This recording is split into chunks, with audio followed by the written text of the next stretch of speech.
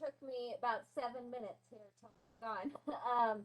So I believe we have 1, 2, 3 for me. Yep.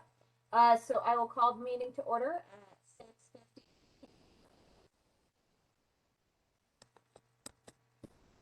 Is it just me, Melody? You're super hard to hear. Is that just me? No, same here. Yeah, it was really light.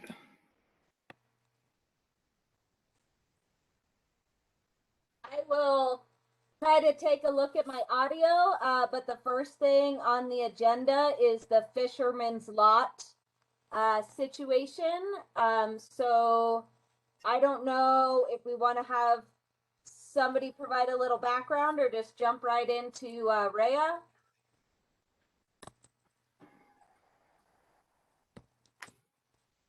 That would be fine with me if Ray wanted to start. Can you guys hear me okay? Yep. It's the first time doing a meeting from my cell phone, so my apologies.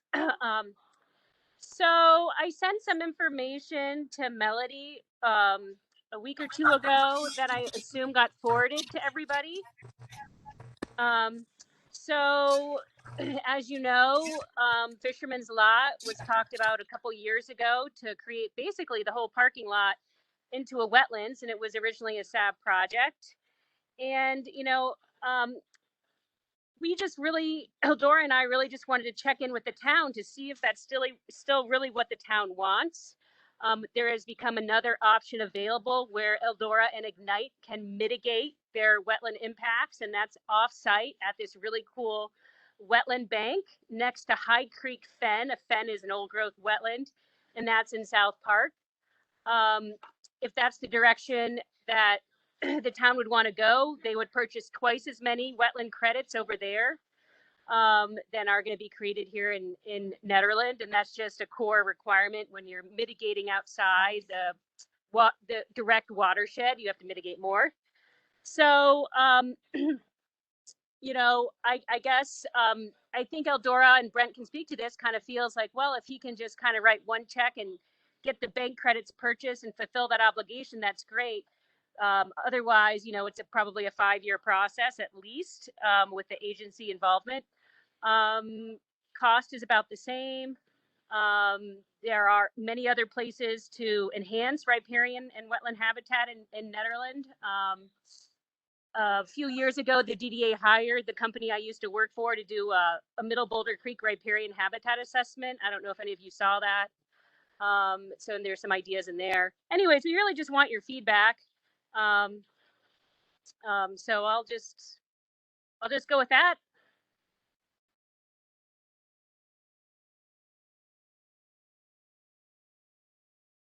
Brett, you're muted if you're trying to talk. Sorry about that. Yeah, I figured since I'm in a campground, I'd mute when I needed to. But thanks for having us. So I'm Brent. I'm the general manager up at Eldora. I think I know most of you. But this came up here a few weeks ago through the Army Corps of Engineers, who reached out to Rhea and just said, hey, now there is a bank, where a couple of years ago that wasn't an option. We didn't have a bank that we could just buy credits from as an option, and we obviously wanted to get this building approved through the county. Made sense, and working in partnership with the town kind of made sense for us. The thing I think Rhea just said is it's probably easier to just write a check and be done. And what happens is it's out of our hair and out of the town's hair if you go down by just buying a bank or from a bank, and then the Nature Conservancy ends up taking it on, and they have it in perpetuity, and we don't have any liability, and neither does the town, because what would happen in this case is once the inspection is done by the Army Corps, Ray has probably got 5 or 6 years of kind of constant monitoring, getting the wetlands established, and at some point it becomes a town's project to maintain and make sure it doesn't fall apart and it's a eyesore or anything like that. So there is an advantage to the town. The only other real advantage is is there a higher and better use that the town has in mind for that property? There's obviously a lot of other, there's people that have grumbled a little bit to me about it, like why should Nederland do this for you guys? And it was really, for the Ignite and the ski school building that we plan on building. It's about a 12,000 square foot building, and in conjunction with Ignite, our adaptive ski school. I think you guys know all that background because you were around and involved in that area. And it's not like we absolutely need to get out of this. It's kind of one last gut check since we haven't moved any earth, but there was some agreements with Chris from the town that, we would use the dump truck and the backhoe and do a lot of the work, with our manpower, but kind of in conjunction with the city or the town of Nederland to help us get stuff done. So there is some, some soft cost, I would call it, on Nederland's side if we do this project together.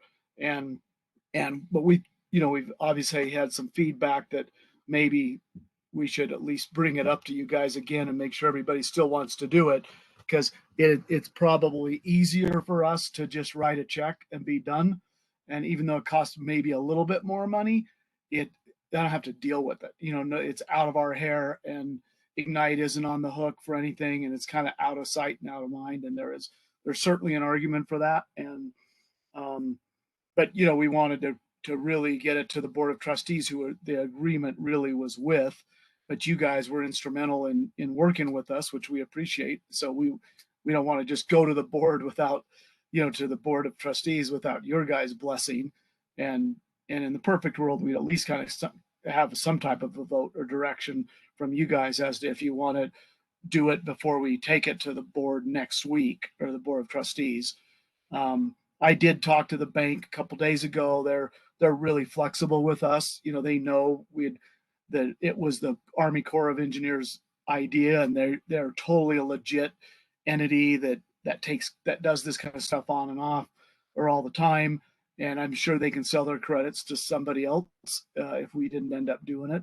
So I think between the information you've already had and the FAQs that Rhea put together, I think you should be able to answer us or ask any questions of us. We can try to answer them, but that's kind of the high level thing, I think it's a great project. We're a big supporter of the Ignite program. We still don't have an actual building permit, but we are really close. It's been submitted. Comments have gone back and forth a couple times, as you can imagine, with the county doing that kind of thing, but we think we'll get one this summer. We probably would not truly break ground until next summer, but that's just a timing on where we're at. But these credits came available to us, through the Army Corps, through Rhea, going, hey, do you know this is an easier way to do this? And in some instances, almost preferable, but you guys, you should at least, know that. And so that's kind of our, I'm not carrying the flag one way or another, other than it's probably easier to just write a check and be done with it, and than it is building wetlands, for obvious reasons, and less burdensome to the city. But well, happy to answer any questions. Thank you, Brett and Rhea. Can everybody hear me better now? Yes. Okay, cool. We do. Cool. Yeah. I might tell you up.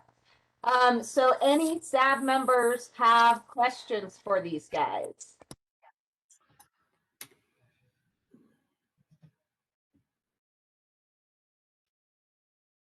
I'm too new to have anything. Larry, you're muted. If you can unmute yourself.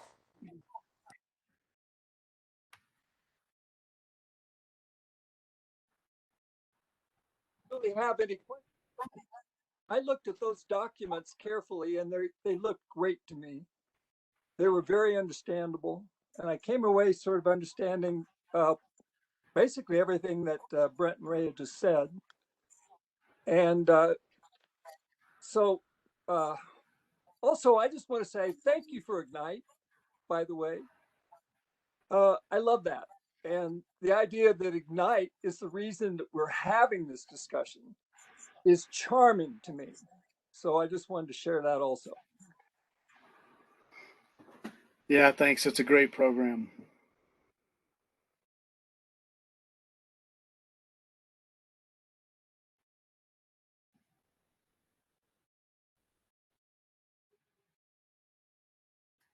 Miranda, how are we doing with permitting, or how complex is this gonna be?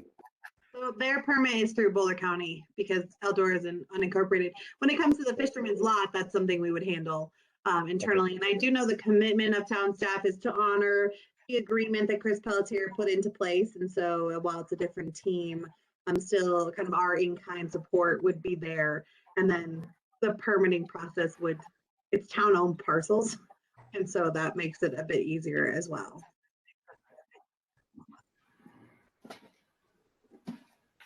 And Brent, what's your objective? When do you want to start? Well, we wanted to start this spring, but I don't think realistically we would probably start next spring. I mean, we just need to get all our ducks in a line and kind of line everything out with contractors up at the site and do all that. I doubt we would take this project on this summer unless there was some motivation to do so, but it's probably next spring, as soon as it thaws enough that we could get in there and start doing the work.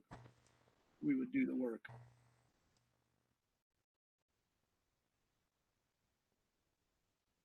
I had a quick question. Rhea, in your FAQ, I believe you mentioned that, this small area could be beneficial, but not that beneficial to actual like wetlands and to floodplain and to help manage that. I just wanted to pick your brain as far as like, what are other opportunities? Because we did like this project initially because it would help with the annual flooding of that area and help absorb some of that water. And especially you mentioned this 100-year flood potential and how that could help with that picture. What are your ideas as far as other locations in town where we might be able to develop more wetlands and more protection ultimately for these annual water rising events? Well, so as you guys know, the FEMA map floodplain is just along the creeks. It doesn't actually include the parking lot, but once the parking lot is dug down, it's possible it would become part of the 100-year floodplain. But the reason why I say it's relatively insignificant is because you have Barker Reservoir right there that's going to mitigate any major flood flows anyway. So having this little other area that might pond some big, large flows is not is not that much of an added benefit. What I would personally love to see, and I know that people love to see open running water and streams, including my husband, but having more willow habitat would be really great for songbirds and small mammals. And you can look at Google Earth imagery all along Beaver Creek and Middle Boulder Creek, and you can pick out areas along the creek where it'd be really beneficial to have additional plantings of riparian shrubs or even trees. Even on the edges of Fisherman's Lot, there are opportunities for some restoration. Big picture, which is something that from an environmental standpoint, I wish Nederland had done years ago, was have some kind of overlay district to protect riparian habitat. Because riparian habitat itself, if it's not a wetland, is not protected by any governmental agency. So a lot of times you might have willows, and willows have really, really deep roots. So you might have willows and upland, like upland grasses, and those areas aren't wetlands and they're not protected. The willows close to the stream and down low where there's actually the soils get really wet, those are wetlands and those are protected. And I've just seen over the last, couple decades, it just seems like, some of that valuable habitat can get, eliminated. So I guess those are some ideas. Certainly, there's some private property associated. Was it the tungsten mine up there? I don't know, what that project's all about. I mean, there are areas around where additional enhancements can occur. So, and I'm not looking at that old report, the Middle Boulder Creek riparian habitat assessment. I can't remember the exact title off the top of my head, but I know we did identify some areas in there. Does that answer your question? And by the way, I have to say the new Tungsten Village building, the affordable housing, I was super happy that how well they protected the willows along that little creek there. I thought they did a really good job. And that was not mapped as wetlands, those willows. I think it was just the stream, but they protected them anyway. And so I think that was great.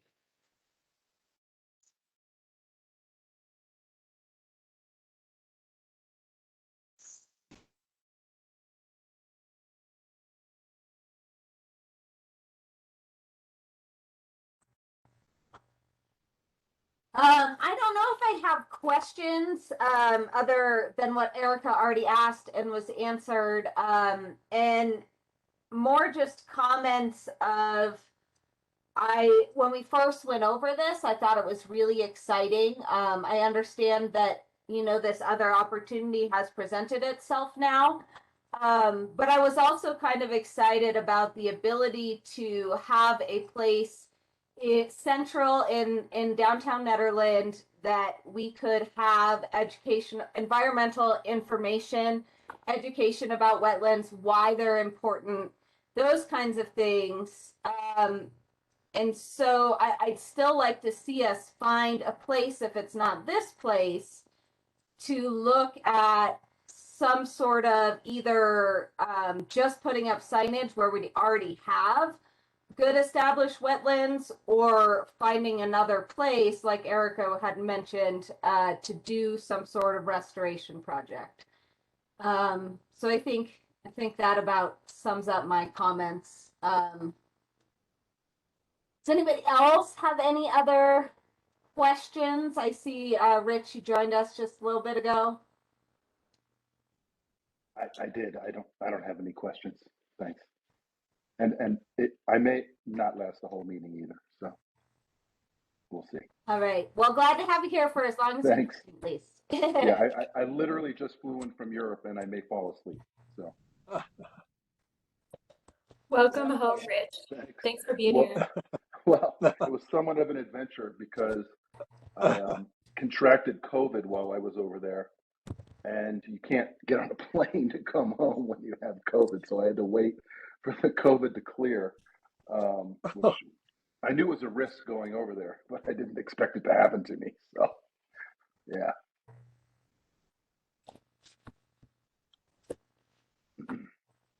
So I guess maybe I do have a question as far as the decision to fund a different wetland restoration project.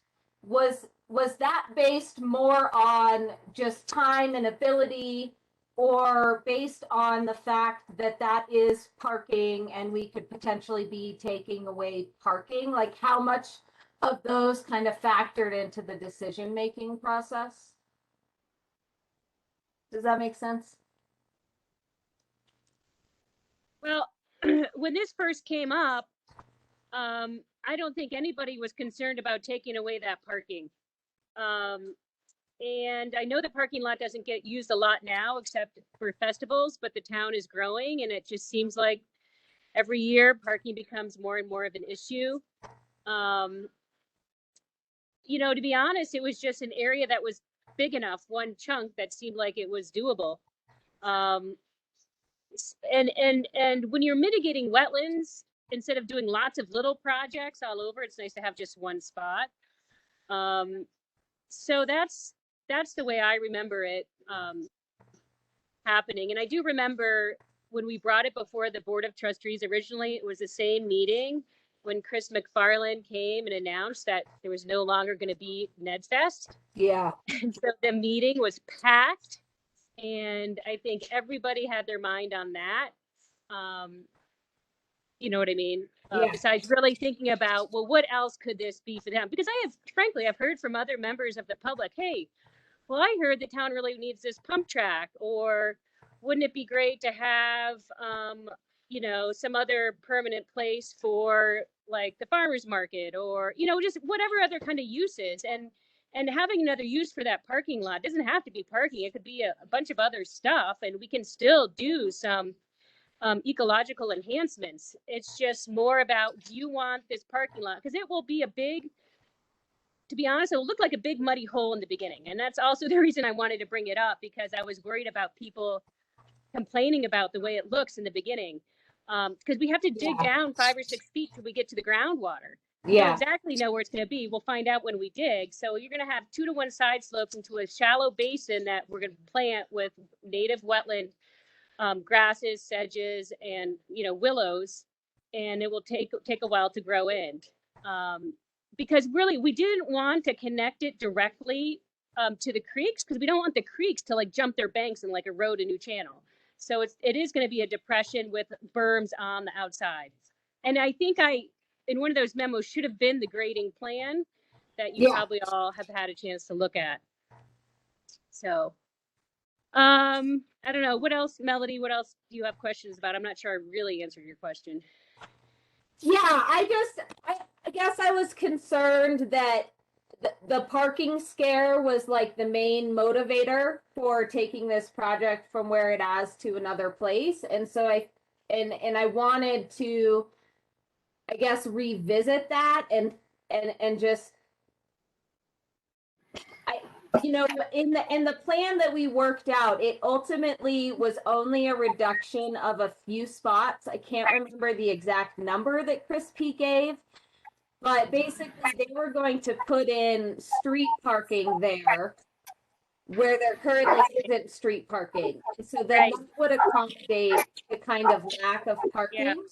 Yeah. So that was the main motivator. I just didn't feel like it was enough of an argument to convince me personally to change my opinion. Yeah, I mean, I can't say what else the town might use that spot for.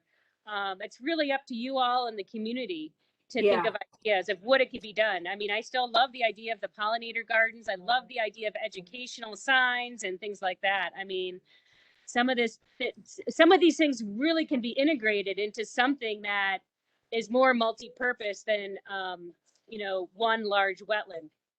You could do many things there. So, but once once we commit to the wetland, then that's what it's going to be, and you're not going to have you may not have those other uses available when you have most of it taking up the area.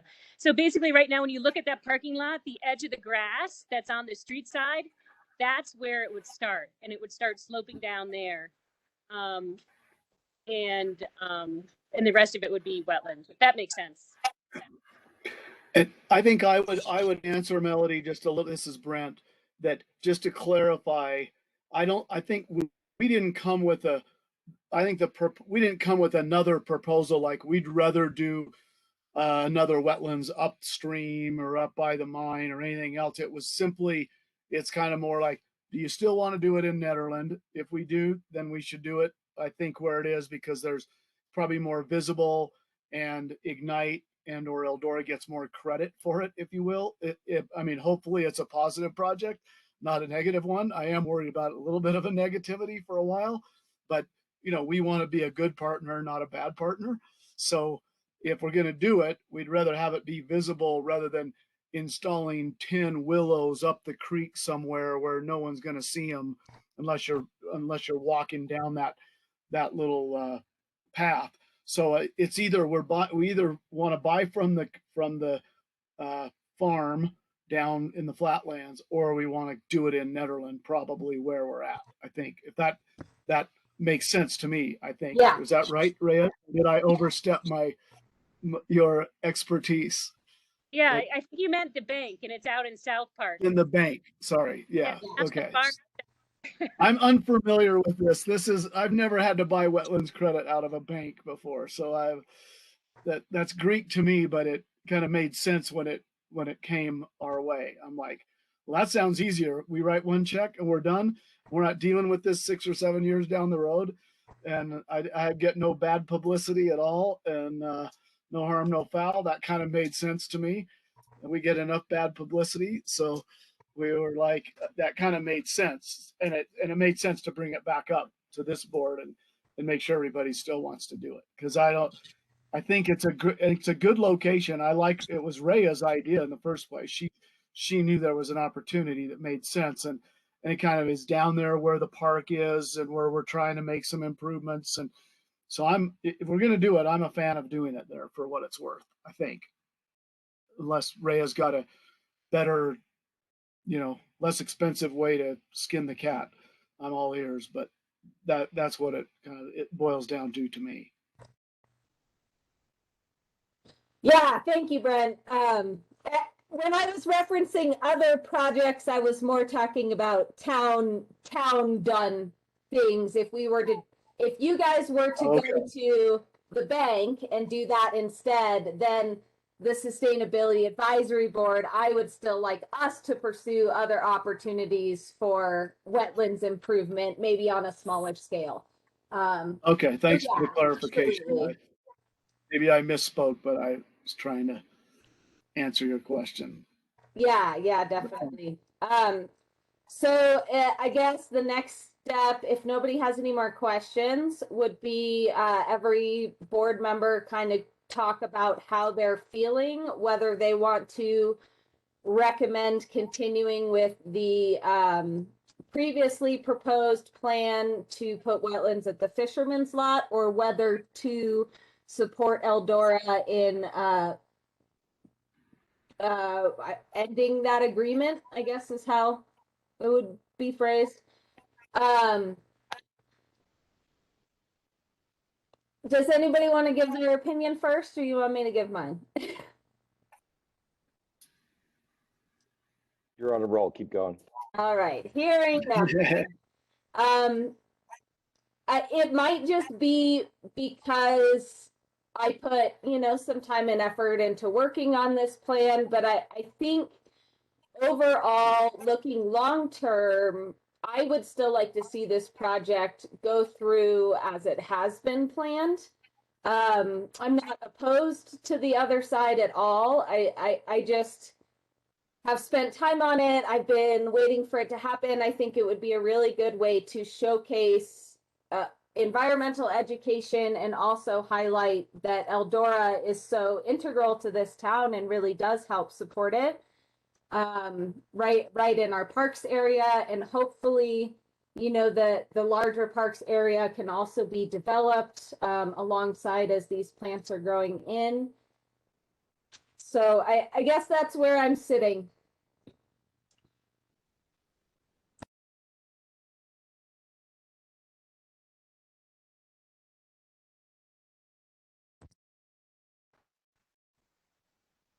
Laura?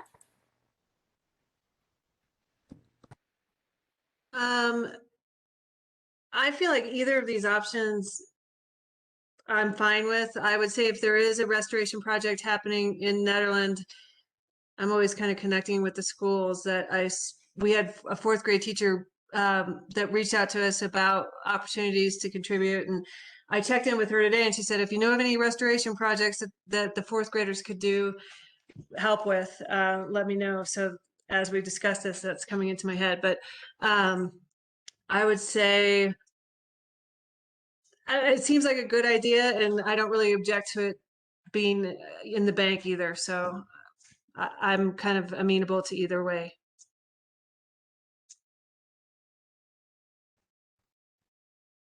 Larry?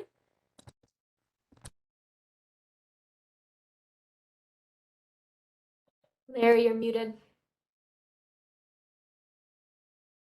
I'm sorry, it keeps muting. I don't know why. The more I hear about this, I see upside to doing it locally, right there, and turning it into this kind of, I don't know, PR win-win opportunity for Eldora and Ignite and the town of Nederland. And it would start out with a big hole in the ground. I understand that. Ugly as sin. But even then, you could be bringing kids there and saying, you know what? We're in stage one of a restoration, and this is a big deal. And if we had, I would like to see signage thanking Eldora, thanking Ignite. I mean, sort of packaging it as something that's going to turn it into just a huge opportunity that really wouldn't have a downside other than, some backhoes are digging over there for a while. And I saw them work in Boulder. I lived in Boulder for years, and I saw the work down there, and it looked pretty awful at the beginning, but they came through. So we could do it in Nederland. It would be, I think, a great opportunity. But I'll stop right there. I'm actually good with either way. I will also say that. Thank you.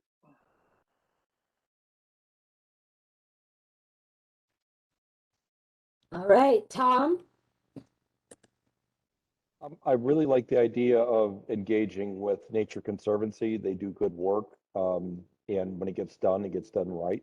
And they have a history of once they put something in and install it, of making sure that we know how to maintain it. And I've had good experience with them every place that I've come across them.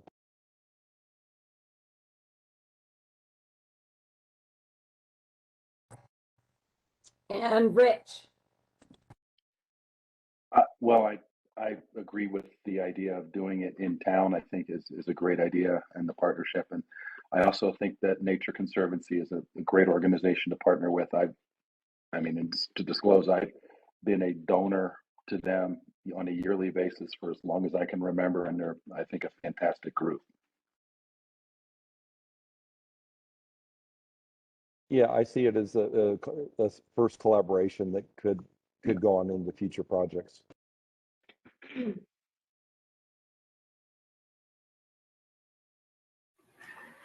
And I like the idea of I like the idea of a check and being done, but I also like those by the time those fourth graders get around to it, they'll be fifth graders. But it's still nice to incorporate the kids.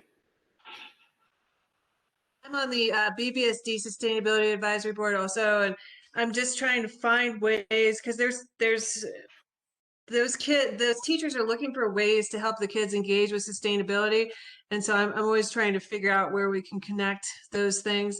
And that teacher had reached out to us, and you know, I'm just trying to keep that line of communication open. So.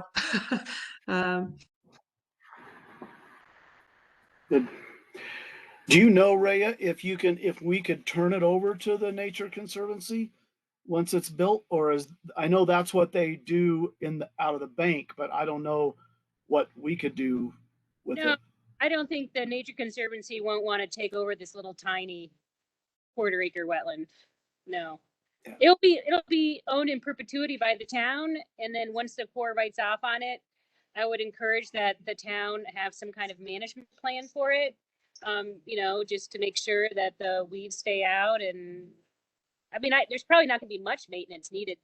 These things are designed to be resilient. You know, whatever, moose going in there and nipping on things, or but I imagine yearly there'll probably have to be trash that's taken out of it and stuff like that. So and then just Laura, about the sustainability stuff, let's talk later, because one thing that might be nice to talk about is like noxious weeds and sustainability with the school kids. And so, and in fact, so let's talk about that later. In fact, hopefully later this summer as a different topic, I'd like to kind of talk about noxious weeds with you all. Anyway, separate topic. Thanks, Rhea. Can I ask Graham, Brent, do you still want to go to the Board of Trustees, even though Pro 7 Saba said stay the course? I mean, I think it's worth it to bring it to the Board of Trustees, because we're trying to get everybody's opinion, and they're a bit hard. Yeah. I think it would not be fair if we didn't bring it to them. Yeah. I mean, it's kind of, they were the ultimate governing body, correct? Correct. Miranda? Like they're the ones that signed the document. So we're just reaching out, right? Like we're not hell bent one way or another. Like I'm sitting here stomping my feet or stomping on the table. We're communicating that if the town doesn't want the long-term liability responsibility, and had a or ProSab, or you guys had a different vision for what was supposed to happen down there over the last 2.5 years. And now it's not too late to get out of it, if you want to call it that. But we're not contractually obligated to do it the other way.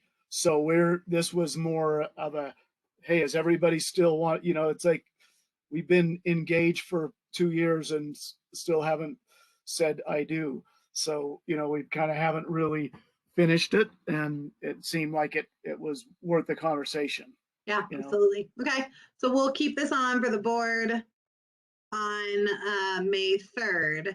And I think just we don't, so then we really will do an aim, right? We'll do the whole thing. How would you like me to frame it? Just as you're just looking to put this back on everyone's radar, especially with the new board. Not that you're looking, do you want me to add a narrative about the bank? And that that's an option? I'm just curious how you want me to present in the aim. Yeah, I think we would share the same information that we shared with you guys on, we have a way, we have another option. We absolutely appreciated working with the town a couple of years ago and getting it approved, because it gave us the ability to get the Ignite project off the ground, through the permit process with Boulder. But this is something that came up it had only came up a few weeks ago. I mean, came up through Rhea. So I just think it's probably prudent. We've already invested this many hours in it. We just as well finish through, and then I can call them if they don't want to do it. We'll call the bank and say, hey, the board of trustees wants to continue the project, and SAB does, and we, I think I've already prepped them for that, so they understand. So I think it's probably prudent. It's another couple hours of our life. I can, that's fine. We're just trying to communicate and be a good partner. Yeah, that sounds great. Okay, cool. You're already. But they should know what it's about. A couple of them already do, just because they're on this other board, or whatever. So it's not like we're trying to hide anything. We've tried to answer every question that we were asked the first time we all got together. So yeah, I just wanted to just make sure I understood the context of the aim. So we'll bring forward everything. We'll share how ProSAB and SAB have weighed in, and then if you'll just kind of do the same review with the board of trustees. Yeah. So I think the question, if you guys really want to take a vote or not tonight, that's not my call. Yes, it would be nice, Melody, so ProSAB did take an official vote. So if you could do the same, I think that'd be very helpful. Yeah, definitely. I just have a quick question. Yeah.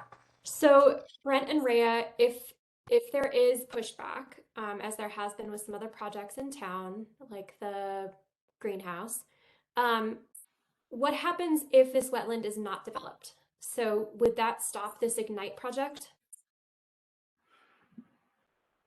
No, we would buy the bank. We would buy the credits at 2-to-1 out of the bank.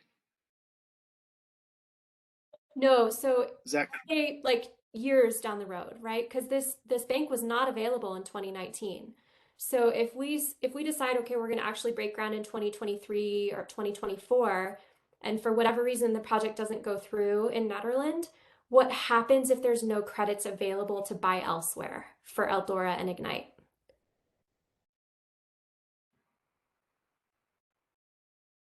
You're muted, Rhea. Muted. Yeah, I mean, if Ignite doesn't build their building and this gets pushed down, I mean, those bank credits may not be available in 4 or 5 years. Other banks may come online. Hopefully that would service this area, but we don't know. It's kind of a black box. But the credits do have to be purchased, or the wetland has to be started to be constructed or created the same year the impacts occur. It sounds like from Brent, they'll be breaking ground next spring for the new Ignite building. So yeah, I don't think there's a real risk of losing out. So does that answer your question, Erica?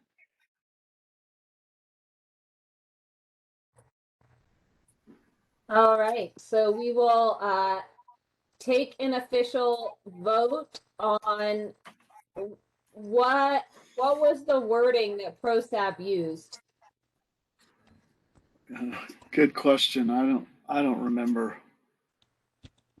Miranda, do you remember? I could look. I think we voted, it was something as simple as like, do you vote to support the existing agreement with Ignite? Because I think the thing was written through Ignite.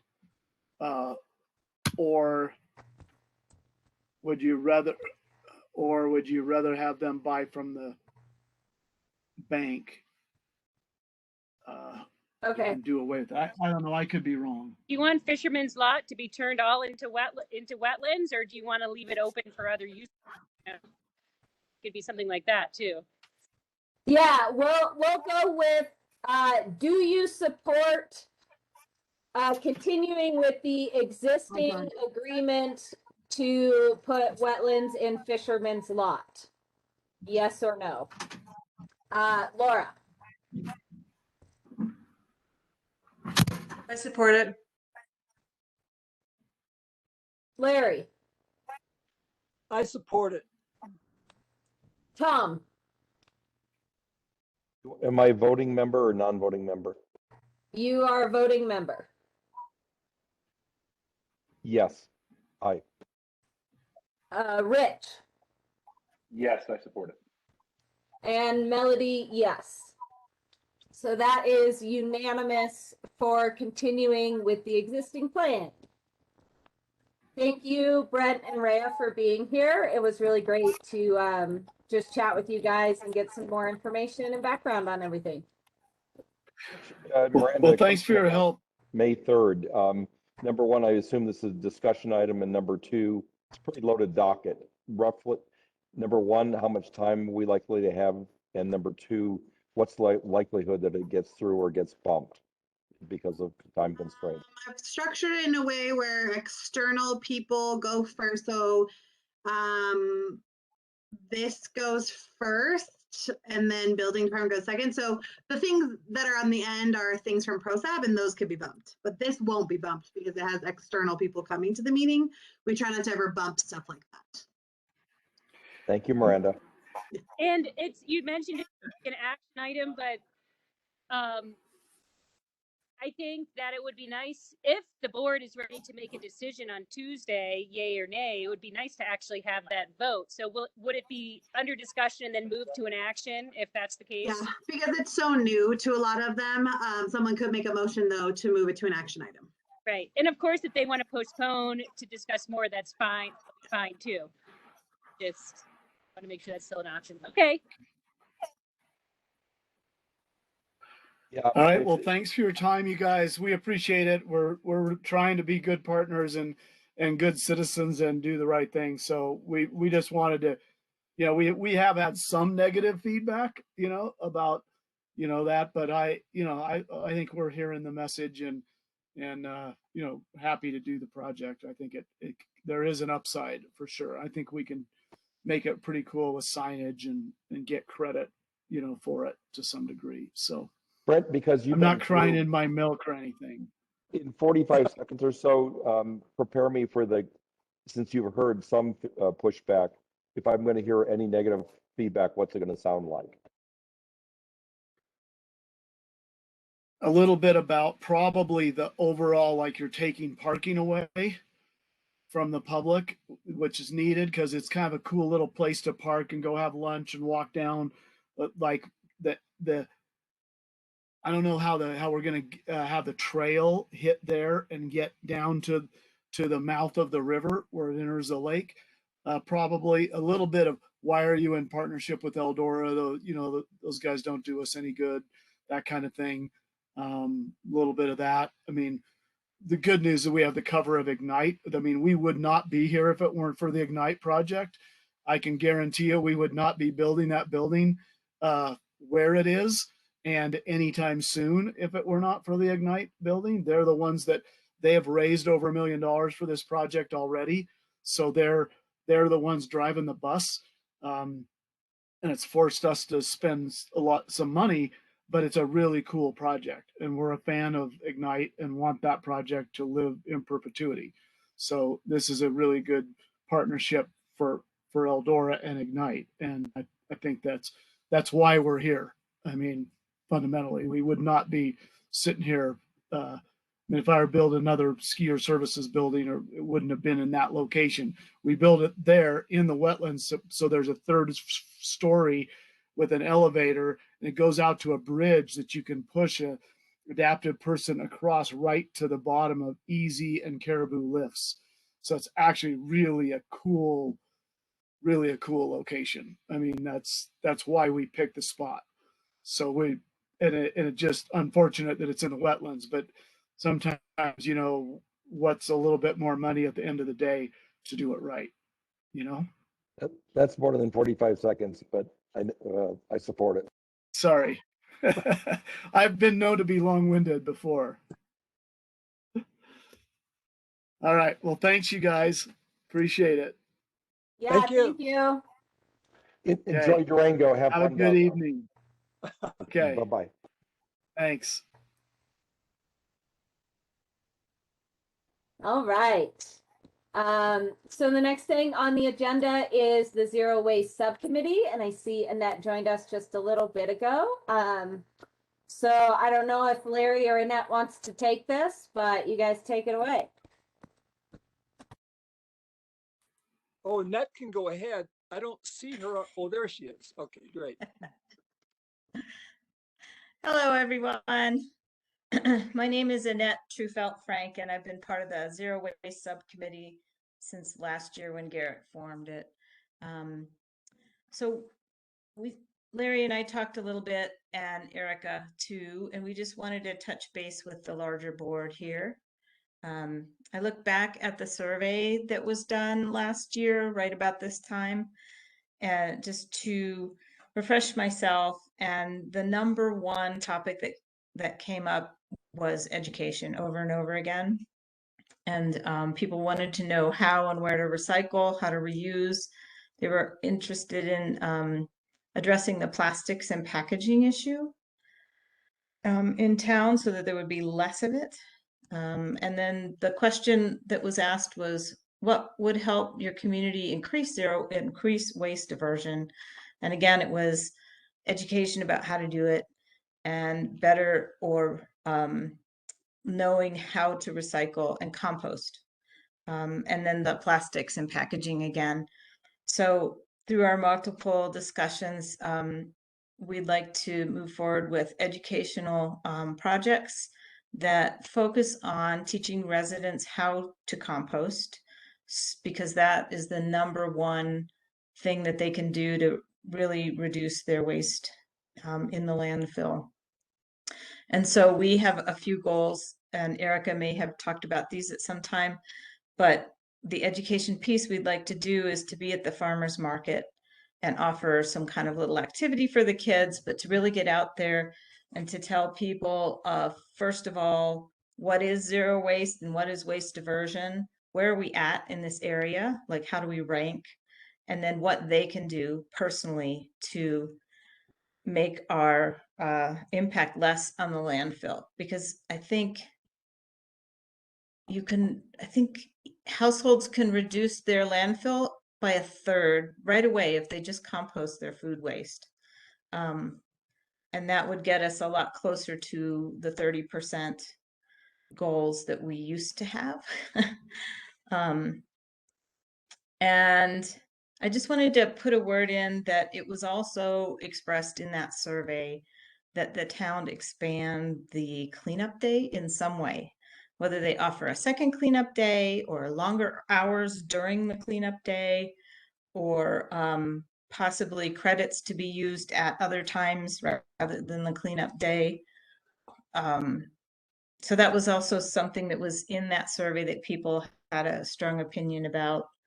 And then the third thing that came up in the zero waste committees is we keep talking about how do we get a volunteer corps to help us do these things. So we need to have specific events and activities for them so we can then go recruit for those specific things. It's too amorphous to say, just come to our meetings, you know, come and be part of the process. They want to know, what day do I show up? How many hours do I work? And what's the activity? And that's kind of where we're at with the Zero Waste Subcommittee. And if I've left anything out, Erica and Larry can speak to that. I think you covered it really well, Annette. So part of Annette coming to tonight was to have a conversation about this as well, considering SAB is in a place where we'd like to update the goals for 2022 to 2025. And so, just having a discussion around where does zero waste fit in of these priorities that have been identified by the subcommittee, how can we support one another, and, next actionable steps. One other thing I'd like to mention is that one of the goals that's on the website from 2019 was to do like a baseline survey, which I'm assuming is what Garrett was doing last year. But I believe personally that it's not completed. We didn't really get a good picture of the businesses in town. Was one thing for sure, because they're going to be a big part. They are a big producer of the waste that goes into the landfill or compost or whatever. And just looking at those results, it was clear that we didn't really reach out to them to understand where our baseline would be. So if we're looking at a good baseline, we might want to have a project to make that more full and complete that.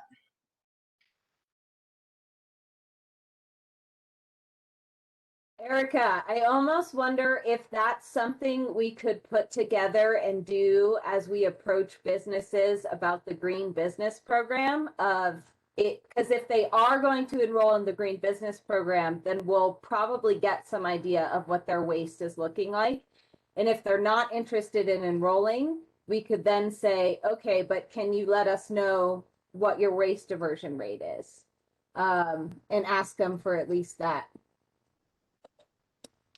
Melody, I think that's a brilliant idea. And Annette, if you could help us, just maybe we set up an initial survey and you can edit it and adjust as you think it's appropriate, given the initial survey. And then I wonder, because we also could use that as outreach materials for the green business program and vice versa. So yeah, that's brilliant. I'm wondering if there's any update on the capacity of the county to deal with the composting, because we got the schools composting and then the county put the stop on it and said the schools can't compost anymore because they can't handle the capacity.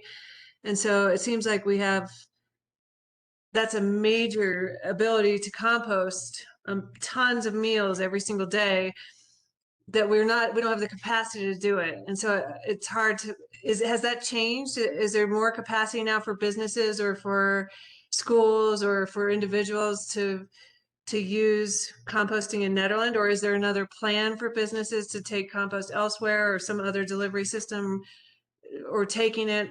Because I think that's a weak link in our system, is that we don't have enough capacity. Last I heard, maybe there's a change. Well, I talked to Cody about this, and I think maybe Erica did, or somebody else did talk to Cody about this. And I thought when I talked to Garrett last year, he was under the impression that the district was using their private contractor to do composting and waste hauling. Is that not the case? We tried to do that. We went through this whole process to get like somebody that was registered with, with the buses and everything, but they did it for like a month. And then the county said, no, you can't do that anymore. We can't handle it at the transfer station. And so no, he was under the impression that the haulers, like, I forget what they're all called now because I don't use them, but were like a big truck comes, it dumps in the big truck, the truck takes it down to the landfill and the compost station itself. It doesn't come to the transfer station. He thought that whoever the district contracts with as a hauler was also doing the compost. You're saying that's not happening. Okay. No, I don't think so, because I talked to Geeta.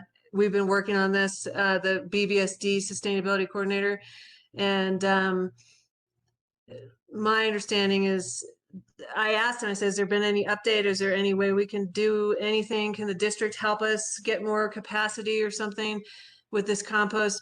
And she said, no, it's really frustrating. And she got another person involved. But anyway, last I heard, there was no change really with it. At one point, the elementary school sort of had like a pass where some volunteer was coming in and bringing it.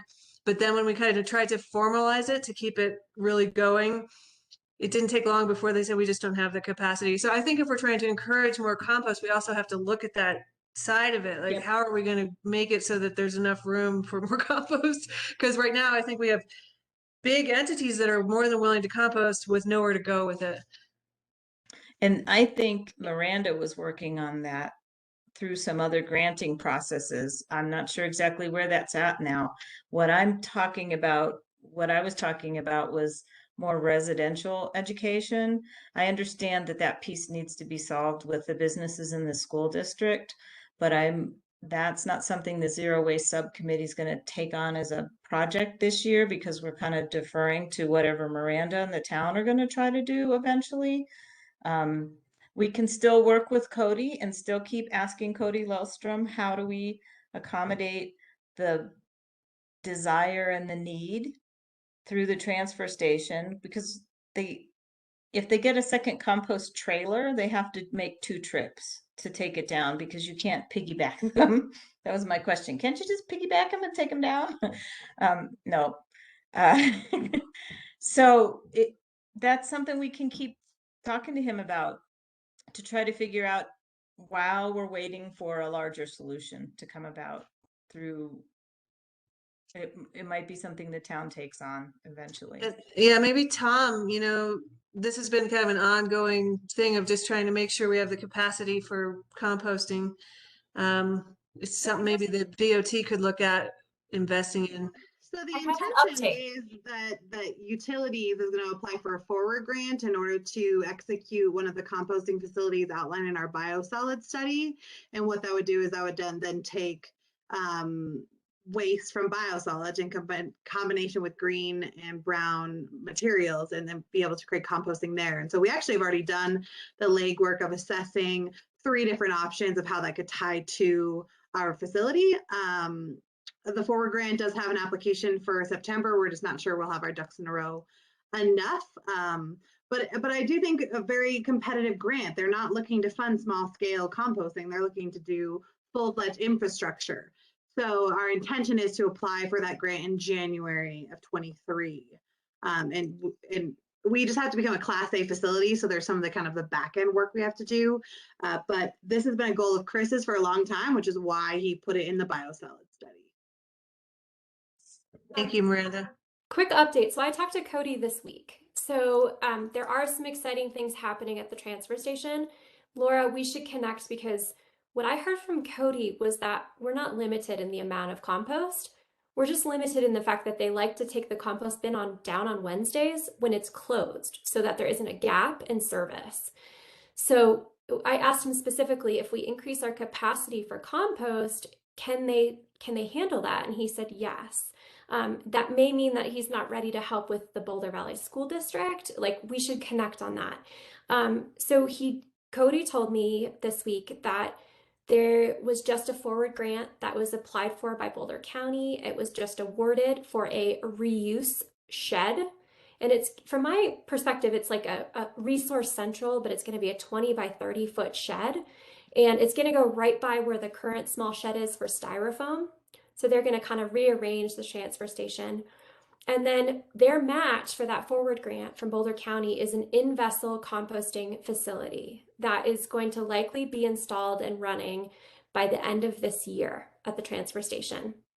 And that should handle, we should be able to increase our capacity there up to 50% of what it is designed to use, like what we currently use right now for composting. And it should theoretically be able to handle everything that we can put into composting now at an industrial facility, which I was curious about too. So there might be a challenge with like compostable to-go-ware. I guess it sounds like that's a challenge no matter the size of the facility. So we might have to broach that conversation when we get to it. So that's something to think about. Cody also would like to have commercial composting allowed at the transfer station. But right now that needs to go through the Boulder County commissioners. And there's a lot going on at the county level with fire and rebuilding and the whole conversation with Superior and Louisville. So Cody's actually being reassigned to that conversation temporarily. So he didn't have a timeline as far as when he's going to be able to actually bring that to the Boulder County commissioners. But I told him that, when he's ready, let us know. We're ready to sign letters of support and, show up and do what we need to do to help that cause. So that's something to think about. So Cody's aware of this focus of wanting to increase compost education and outreach and ideally,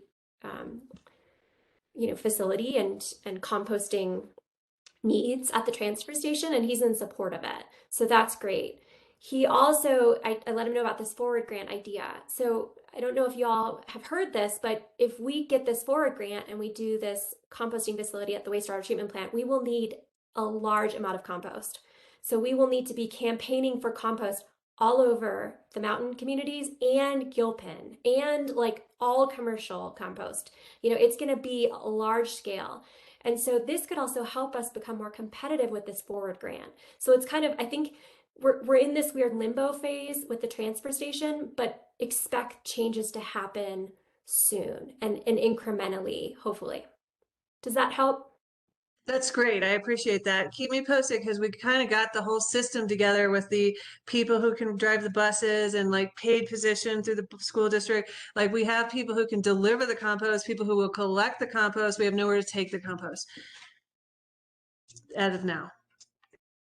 Laura, I will follow up with you directly and we'll get Cody and Geeta and we'll get Darla, who's Cody's boss, in a conversation. I also was just appointed to RCAB, the Resource Conservation Advisory Board for Boulder County, and I think it's worth having a conversation at that board as well. So let's get people talking again. Okay. Just out of curiosity, what does the rest of the district do with their compost? I think they have commercial composting available where they can pick it up. I used to live in Louisville, like they could pick up your compost and your recycling and everything at your house. Right. I don't know Doesn't that all exactly go how to they the do. same Boulder County composter that like I don't know how they do it. I just know we does? don't have access to it. So, Okay. yeah. Yeah, so even if we campaign to and people respond and start composting more, we'll have capacity for them to do that.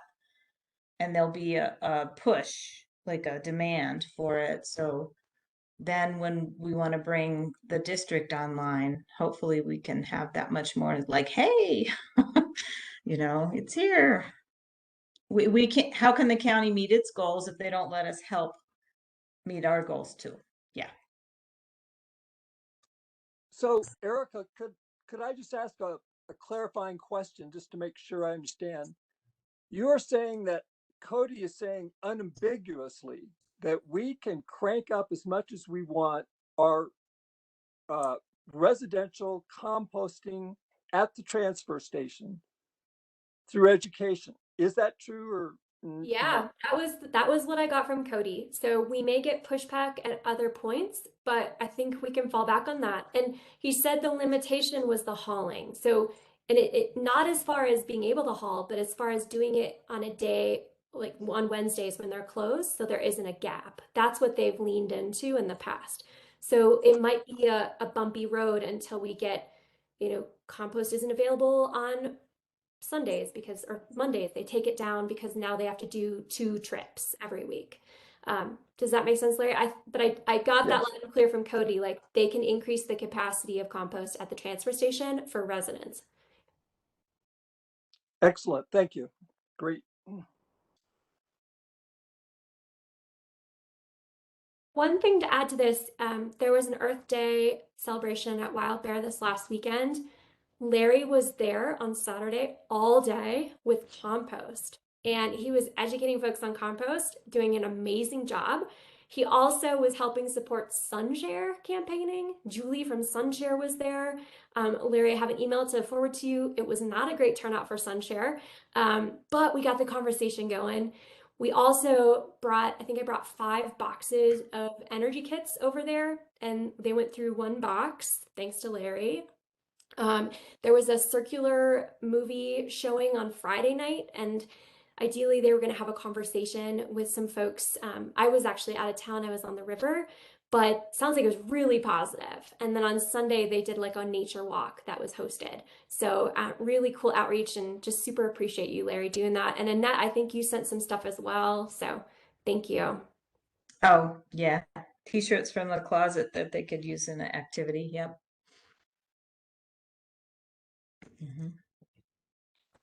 Awesome. Well, I think we're in full support of you guys moving ahead with that plan. It's definitely much needed. Okay, so Larry was going to go ahead and secure the booth with the farmers market. Did you get a chance to do that this afternoon, Larry? I actually emailed Melody, and Okay. I'm certain, but I'm absolutely going to follow through on this. But one question I had was, there's a zero waste in subcommittee, and then there's SAB. And has SAB ever had an ongoing table, just as SAB, as opposed to our zero waste? I mean, I'm just trying to envision, would we have a shared table? Would there be other SAB things, energy related, whatever? Giving away those LED light bulbs, for example, there. And that's a little different than zero waste. And so I don't want to spend a huge amount of time on this, but if just people had feedback, that'd be helpful. Miranda, Yeah, so I think, go ahead, Erica. no, Melody, you and Miranda. Miranda and I just talked about this yesterday at the TRC meeting. It's in ProSab is planning to be at every event at the community booth. So I'm sure you have more to add to that, Melody, but get us started. Yeah, so I am not exactly sure what the space allotment is. There are some things that are still up in the air, and unfortunately, our market manager resigned. So we are actually looking for a new market manager. If anybody knows anybody who would be interested. So I am not sure that SAB this year has their own booth beyond what Town and ProSab may have.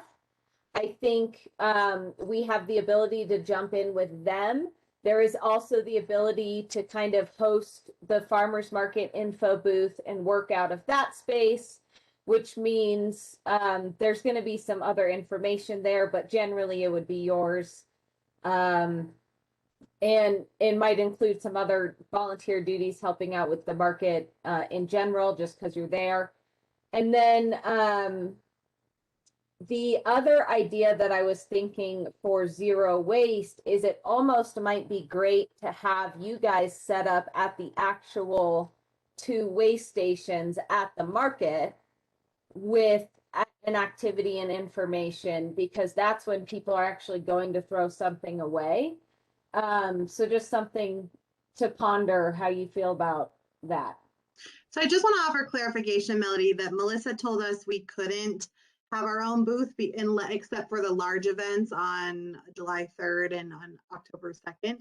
So we are planning to, ProSab is planning to have people at the farmers market, your kind of the SNAP booth, and kind of use that as an opportunity to support the farmers market with the information you distribute at that booth, and use it as an opportunity to talk about the Trails Master Plan.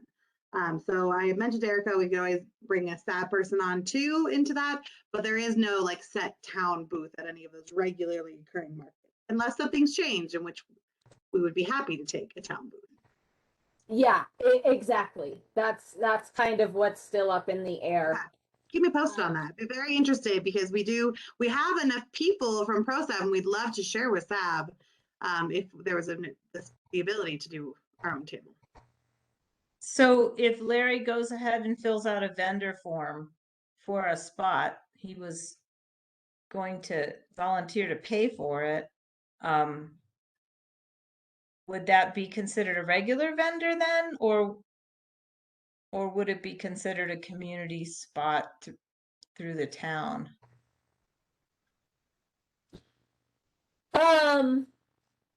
It would be considered a community booth, so there actually wouldn't be a charge.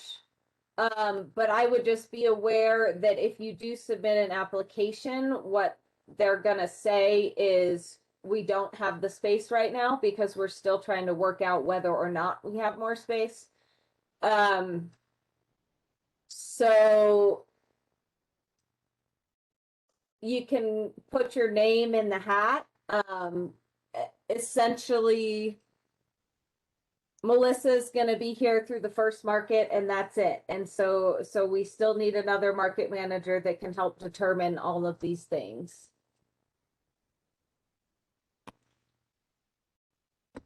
Okay, so it's just unclear at this point. Yeah.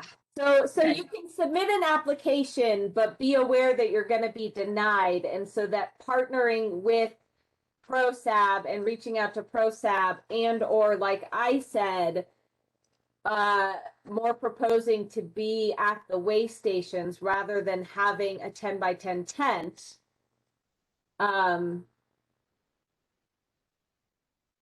Oh, okay, so would we bring our own table and set up a little canopy over the waste station or by the waste station? Or are you thinking a smaller kind of setup?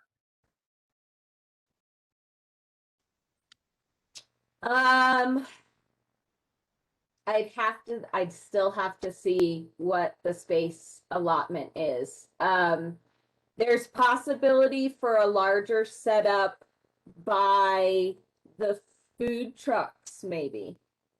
Right. Do you know if they've gotten more vendors this year? Because there were some empty spots last year. Well, so with farmers and with agricultural and food producers, it's really inconsistent. And from my experience of running the market, you have vendors that commit and your market is full. And the day of the market, 6 people call in and say, I'm not coming. So, Right. so the reason there was empty spaces last year was because of that. So there may still be empty spaces, in which case you guys will be, on a wait list for a full space and get a call the morning of or the night before, hey, this person can't make it. Do you want to come?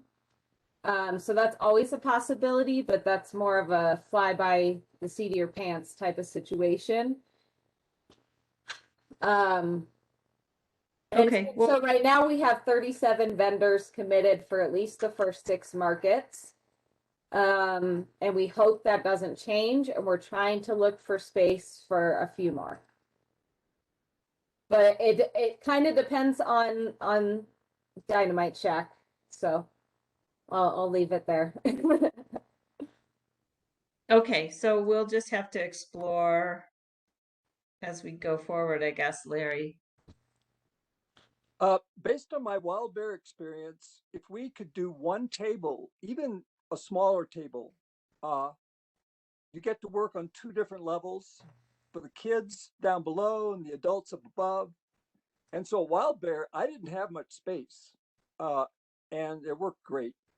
And I could sort of see a really easy to understand sort of hands-on thing that people would get instantly. And at the way stations, if we could do a table, I can see that working. I really can. My only question is, do I have to apply for a way station spot? I mean, how does that work?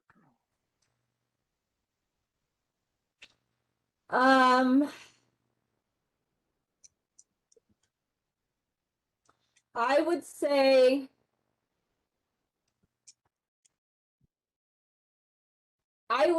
rather than apply, I would send an email to it's vending VENDING at NederlandFarmersMarket.org and just broach the subject of, hey, we want to have some space at the market ideally, but we understand there's limited space. So this is the idea we're thinking of. Excellent. I will do that.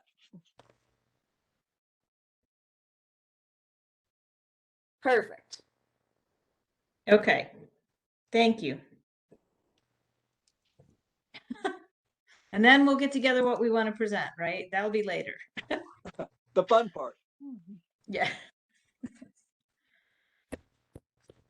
All right. Well, the first farmers market is May 8th. So that's not much more than a week away. It's Mother's Day weekend, right? Yes. Mm-hmm. And I do have a bunch of free seeds that we're gonna batch up and be able to give away, wildflower and pollinator seeds. So that'll be fun. Cool.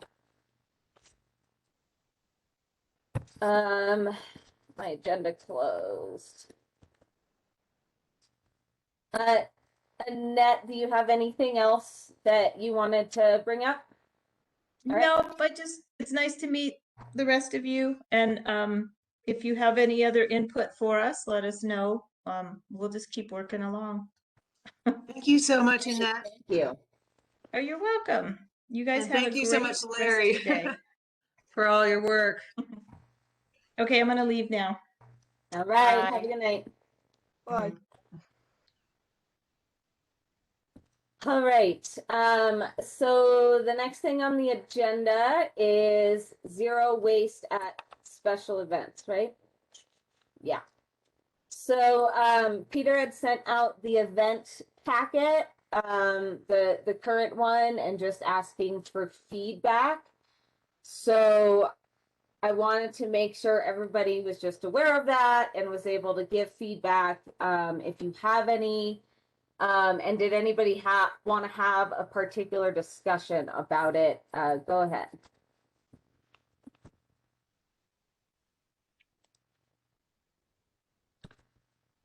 All right, hearing nothing. I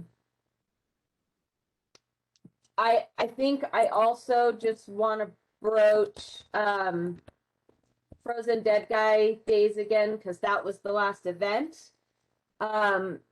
Erica, can you give us a rundown of what the event kind of wrapped up like and what it looks like from the town perspective as far as these large events and zero waste, and you know, what can we do as SAB really to help out anything? Is there anything you would recommend in the special event packets? Yeah, thanks, Melody. So I sent an email with my feedback around the special events packet. A lot of it was language, making sure that resources were linked. The town has recently switched to a new website, and a lot of the zero waste hasn't been carried over quite yet, but it will be soon. So I can forward that to you all so you can see those comments. The Frozen Dead Guy Day Festival, Miranda will probably be better to speak to that as far as how it wrapped up and lessons learned and how SAB could be more helpful. I was really impressed with Sarah Starr's report, which I sent to all of you. Once you add in that extra dumpster, they had to order for the remaining items after the event was over. The waste diversion gets up to, or gets down to about 75%, which is still huge for an event like that.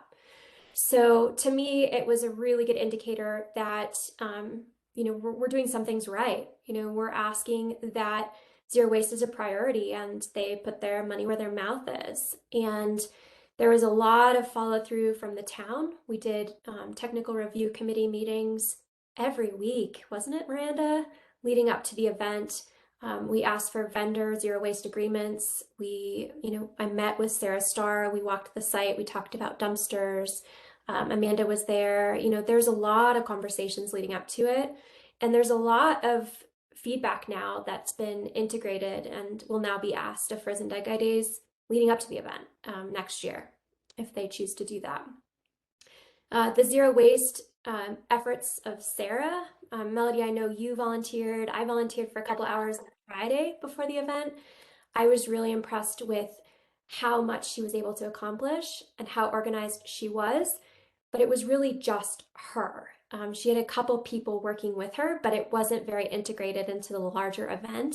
And I think that was feedback that I thought was really helpful for future events.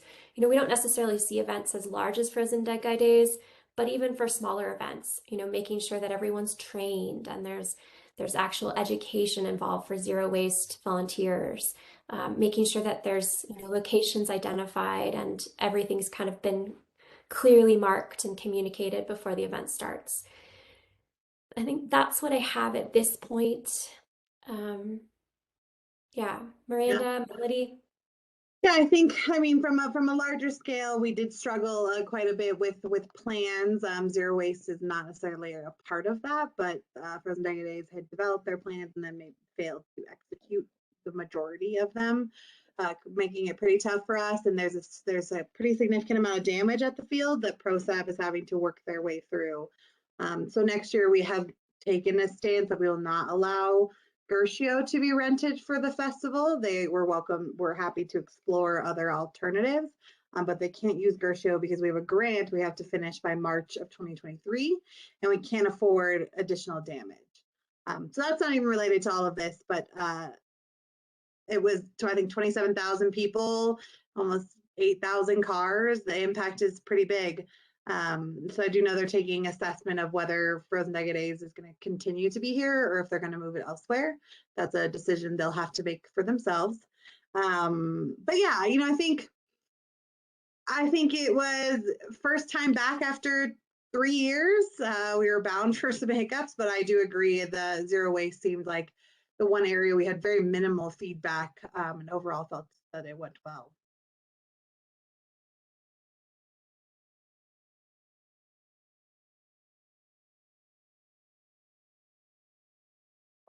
I don't know if there's questions for us or Melody, if you're.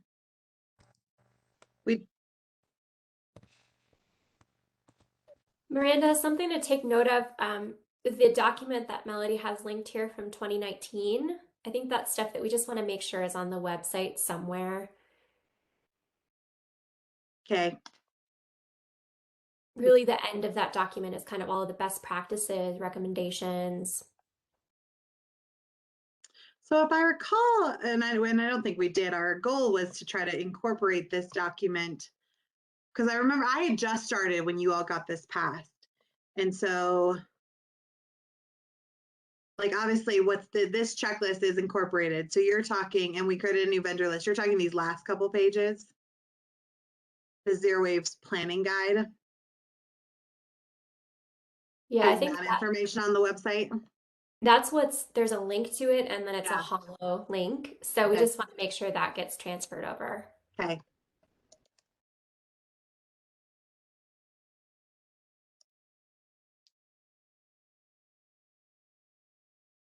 On the zero waste aspect of Frozen Dega Days, so Sarah was not able to present to SAB tonight or anytime in the future. She works on Thursday evenings, but she is willing to present to the Zero Waste Subcommittee next Wednesday at 12. So if any of you all are interested, it'd be great to have you. She's just going to run through her report and then answer questions and hopefully just give us her perspective.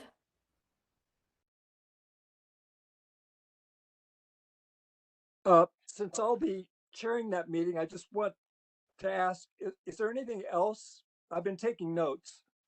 Is there anything else that you would like to convey to Sarah from the town's perspective or SAB's perspective?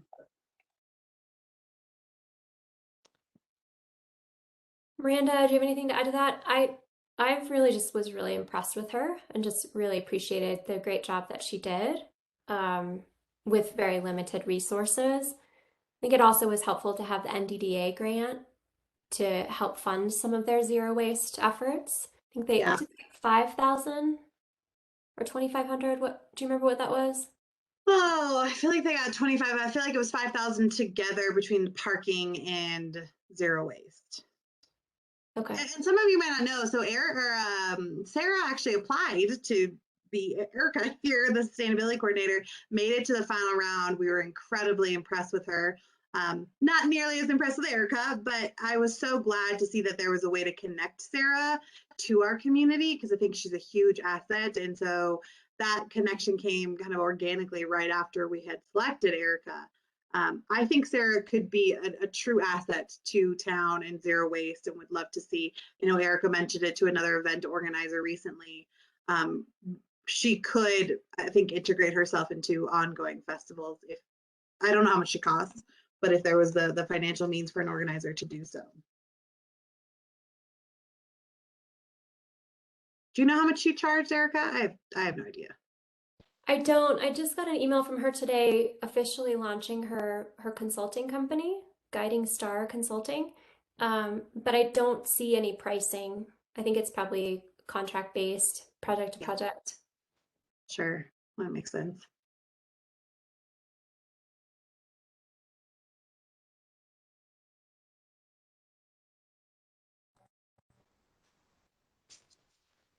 All right. Does anyone else have any feedback on zero waste at special events? Melody, I'm sorry to keep talking. Tanya on the Board of Trustees reached out about food trucks and specifically, should they be held to the same standards as far as zero waste efforts? I'm just curious to see what everyone thinks about that, and it would be great to send some feedback to Tanya. My feeling when I talk to Tanya about it is equity. If you're going to do it, is there a reason why we're just doing food trucks? Is there a reason why we wouldn't look into a more adjusted campaign of maybe a phased approach? You start food trucks, but then restaurants need to come shortly after. I just, I want to be mindful. Or are you just looking at anyone with a peddler's license? I'd like to evaluate that criteria a little bit more rather than keeping, I don't want to deter food trucks from coming here because they're held to a different standard than maybe a restaurant establishment. I would want to hear from people, at least give them the opportunity, people that run and own food trucks, to hear from them directly what they think the impact on their business would be. Because if you're not in the business, you really don't know. Could we invite? I completely agree. Yeah. Could we invite Tanya to our zero waste? Would that work? Our zero waste meeting next Wednesday? Yeah, will you just remind me, Erica, we'll need to publicly notice it. Well, will Hunter be there? Probably. I'm just going to assume I will publicly notice it, Larry. That way any board member can come. It's a fair game. But I really like Rich's comment. It'd be great to hear from somebody who actually runs a truck. We have that contact information, so I think if we start to explore this more, it would be nice. Macy, as the town clerk, she could reach out to them. I think when we did the feedback, Macy did call every business when we were looking for compostable or recyclable to-goes, and finances, exactly to your point, Rich, was a big deterrent. If they don't have, if they're not going to then be able to survive because this is their business, because they're purchasing compostable, recyclable, what are financial incentives or programs we can link them to so it becomes feasible for them? I don't want to just prematurely apply this outside of a special event without doing that financial analysis.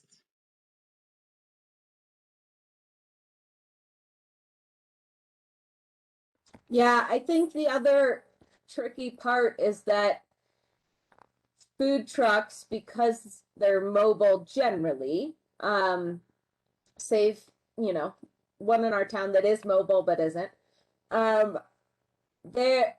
they're renting on private, and so for Knotted Root, for example, that has the food truck come up, the food truck is going to have to abide by whatever Knotted Root asks them to abide by, unless we require that land to do it. And so then when it comes to, the lot there that's a parking lot, we require that. Is it because it's a commercial property? It would be required if we passed it on all commercial properties. And I think the other piece to this is that in 2024, Colorado is trying to roll back on all single-use plastics in general. And so do we really want to hit people now when it's coming anyway? Most of our restaurants may well be exempt from the state law, but I think it would be more advantageous if we were going to try to approach any and all businesses in town about this, to wait until the state is doing it and suppliers are switching over and the whole market is shifting at the same time.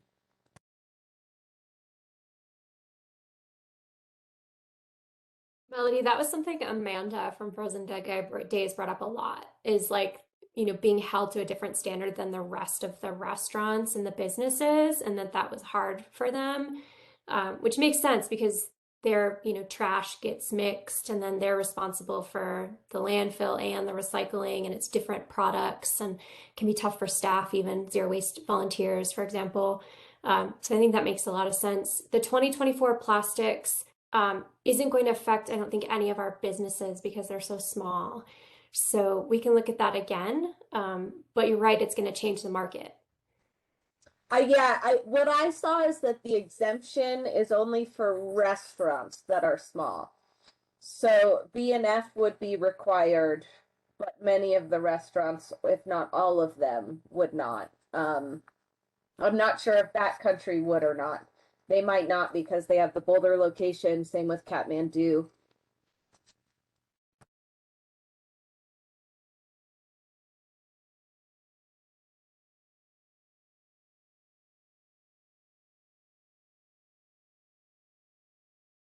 Okay, so I think we all agree that if we were to do something, it would be with all businesses, not, singling out food trucks in particular. Yeah, okay. Does that help? That does. Thanks, everybody. And then Larry, I'm happy to, I think Tanya's email, I can send it to you if you want to invite her to the next meeting, or I can just forward that email. Well, based on what Melody just said, which I really liked, which is don't treat them any differently. I mean, that's what I just heard. These little food trucks, which are barely making it, anyway. And I mean, I see them as an upside when they show up in Nederland. I don't see a downside except maybe some small part of the waste stream that they're affecting. And so what Melody just said, what I heard was, let's not treat them any differently. So does that, I mean, it kind of sounds to me like the food trucks are right now off the hook, but maybe I'm misunderstanding. And this could be a big discussion, but I prefer that Tanya does not have to join us on Wednesday. She's probably busy because there's no problem. But I guess I would like to know, is that what we just are hearing? Because I'd really like the way Melody just said it. Melody knows more than the rest of us, I think. Absolutely. I just wonder if it's worth wrapping her into the conversation since she's showed interest. And okay, great. We can get her engaged with some more zero waste action. Great. Excellent. But we can see if there's just another time that works for her too. Doesn't have to be the next meeting.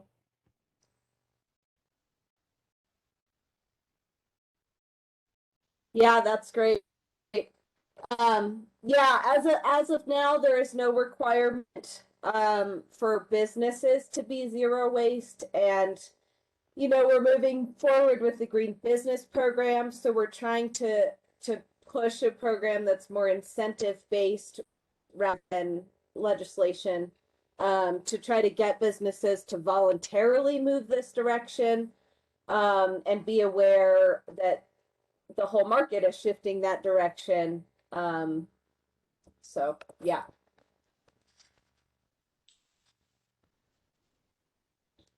All right. Anything else on special events? Nope. All right. So then it's welcome again, Rich, and welcome Tom to the SAB. There's a link here to the main drive. It might be overwhelming to kind of look at or go through, but this is where a lot of the SAB historical documents are, at least as far back as 2014, I believe. And so there's a lot of good resources in there if you just have time to browse around and look. But if you're looking for anything in particular, feel free to email me and ask about it. And I can help you find what you might be looking for, or if you have a question about has SAB ever looked at this kind of project, I might know. So go ahead and shoot me an email, let me know. And then also linked there on the agenda is were recently adopted, so they're pretty new. Before we never really had an official bylaws document, so that's for you to know. That's what your kind of duty is as a SAB member. And do you guys have any general questions? No, The documents you're websites, talking about in this, oh, sorry. Go ahead, Tom. Sorry. the websites were remarkably well stocked, so it was very helpful to bring them up to speed.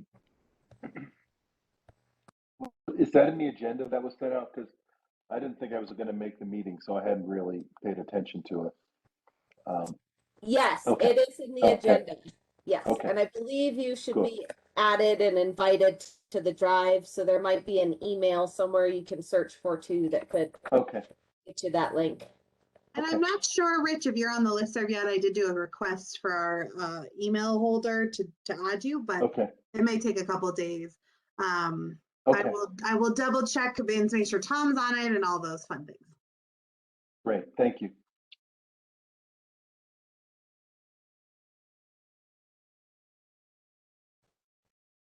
Look Anyone tired, else Rich. have anything to add?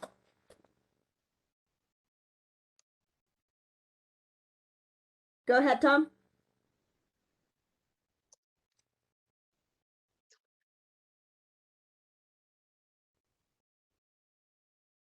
I know Tom's on I will share for Tom. Tom's on the bus now heading home.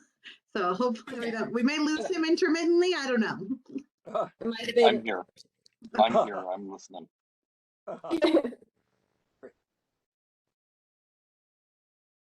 All right. So we can move on to the third discussion item here, PIE, which is Partners in Energy, a program that Excel funds, but it's another consulting firm that that's the process. And this is something we did a few years ago, 2019, I believe. And so then we have the opportunity to continue to kind of utilize this resource and continue with another program of some sort. Erica, do you want to introduce this? Sure. So we just actually had a PI EV call today to think about some EV focused campaigns we could do with PI. The idea with this conversation on the agenda is to do something separate from that, but really it's up to this group. So the previous campaign in 2019, we did multiple stakeholder engagement events, and it's a lot of time and a lot of meetings. And so I think the important part about PI would be to find a focus that we can all get behind and we feel like we have bandwidth and capacity for. So we developed an energy action plan with them in 2019. Then the pandemic happened. The energy kits we have came from that PI campaign. So we could go down more of an efficiency focus again, like we had done previously. I think there's a lot of room for that. We could also focus on, electric vehicles, outreach and education. We could focus on codes. We could, there's lots of different things that we could decide to do. I talked with somebody from PI at a launch event last week, and they mentioned, getting Clear Result in, and they can do business energy audits. And we could sponsor a couple days through the PI campaign. So that's something to think about. The Green Business Program is supposed to launch on May 1st. It'll be a soft launch for various reasons. The state has actually possibly asked us to launch a bit later because the Green Business Tracker is still in a beta testing form. But that's a separate conversation we'll talk about later. But with PI, I'm just curious to see what everybody thinks and how you're feeling about taking on another campaign. It is something that we can use because we are Excel customers. So it's a lot of resources. They have budget for marketing. They have a number of experts that we can use. They'll help us develop a plan depending on what our goal is. Miranda, Melody, what else to add to that?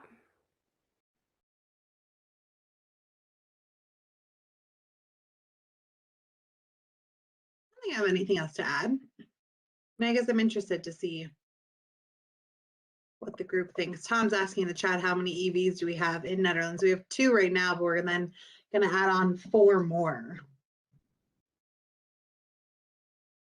Do you have any idea how much those are used right now, Miranda?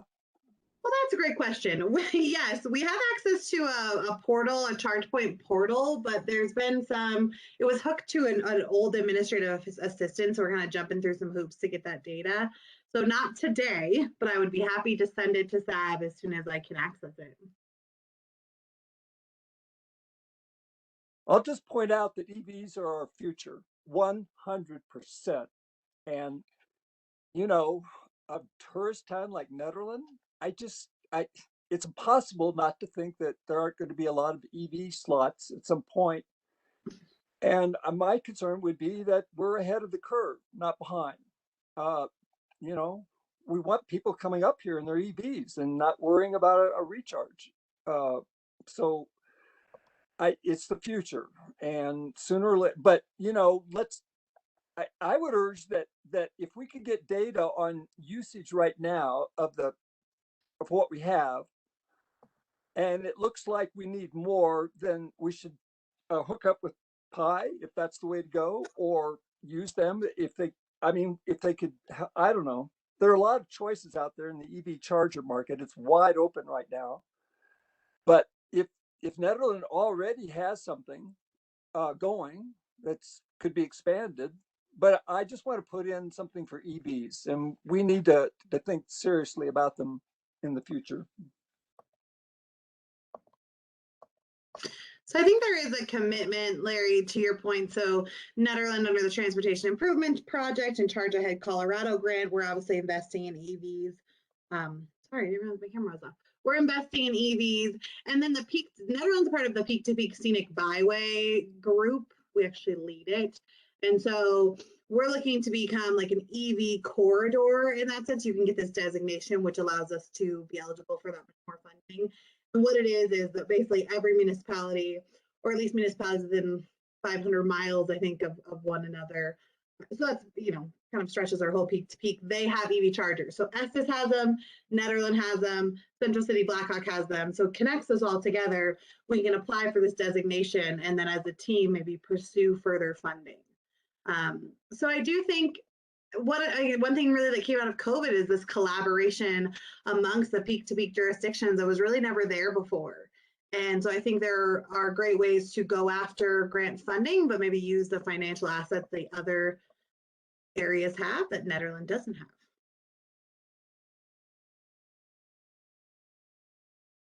I attended a urban sustainability directors meeting yesterday, the day before, and it was all on electrification. Super interesting. Lots of conversations around direct air and ground heat pumps, which I'm still trying to gather information about that. But there's a lot of grant opportunities for electrification right now too, including EVs. So one of the conversations we had today was around trying to get EVs or hybrids for town vehicles. So switching over police department and town shop, vehicles that need to be replaced anyways, and potentially being able to target some grants for that. So that's kind of already in motion. Like that's going to already happen with Pi, and that's part of a collaboration with this Boulder County regional EV workshop that's been happening for the last few months. And so that's I think we can do a totally separate thing, and that can be on EV, that can be on energy efficiency, that could be business energy audits. You know, there's just a lot of opportunities there.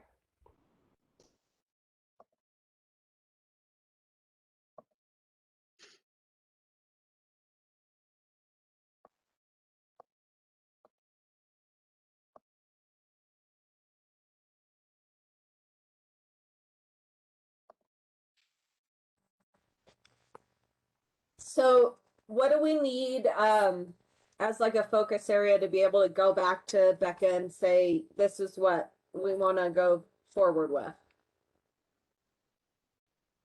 I think a general topic would be helpful. I think, EVs, efficiency, supporting the green business program, higher level topics like that. And then we could really distill down the options from there and bring it back to the board. I love what you just said, the way you just said it. So yeah, if we could present that way, sort of like a larger package of our grouped concerns, and then see how it trickles out. Yeah, I think so, Larry. I think if we could choose one of those higher level focus topics, that would be helpful. Because right now, PI is basically saying, like, we'll help you with any of these things. You tell us what you all are interested in and you have the capacity for. So PI really needs community engagement. So we would need members of this board to champion that and do these separate meetings with PI, potentially some outreach.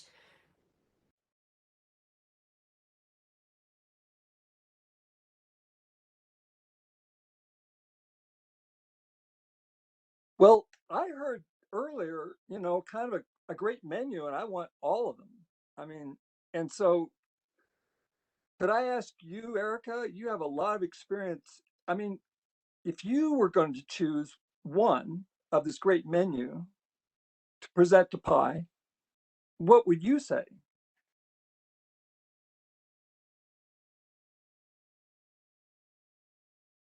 That's a good question, Larry. I don't think I know yet. We could also focus on renewable energy. I mean, there's just so many options with them. There's more options than when we initially did our first campaign with them in 2019. I like the idea of efficiency because I feel like it gives us really tangible results. They have a community energy report that they'll submit to us every year or share with us, and it'll say how many more folks are involved in different programs. So we could highlight refrigeration at the BNF. We could highlight energy squad visits. We could think about some of the commercial opportunities, things like that. Tom in the chat is saying like largest bang for the buck. Do you thinking efficiency, Tom? Yeah. So I also think that it's something we've already done with them previously, and so it will take some engagement, but I think from our standpoint, it won't take nearly as much as the first round with all the stakeholder meetings. I mean, we had the schools present, we had business owners, we had, town staff. I mean, there's a lot of folks at the table, which was great. But I think now we could potentially really just hone in on some campaigns that we want to focus in on, and then move from there. Well, would you be talking about energy audits? Would that be square one if we're going towards efficiency? I mean, I'm just trying to envision what that would mean exactly. Yeah, in the past, we looked at energy squad home audits, and we've done rebates to reduce the cost of those audits in the past. Melody, please jump in here because I'd be curious to hear what you think would be the best focus as well. But we could also, we could target, business and residents, and we can get clear results involved. We can also get home energy squad. We can, I think the audits is a great place to start, but there might also just be some like LED campaigns we can do as well, depending on folks' bandwidth. I know energy audits have been pretty backed up from what I've heard just tangentially from folks in town.